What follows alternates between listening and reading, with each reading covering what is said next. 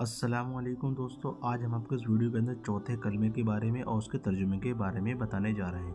चलिए इस वीडियो को प्यारे बच्चों शुरू करते हैं। बिस्मिल्लाहिर्रहमानिर्रहीम।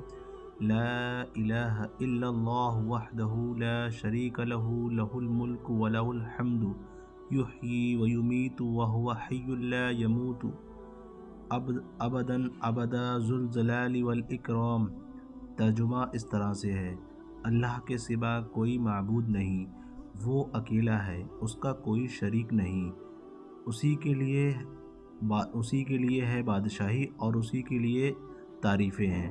वही ज़िंदा करता है और वही मारता है और वो ज़िंदा है, उसको हरगिज़ कभी मौत नहीं आएगी।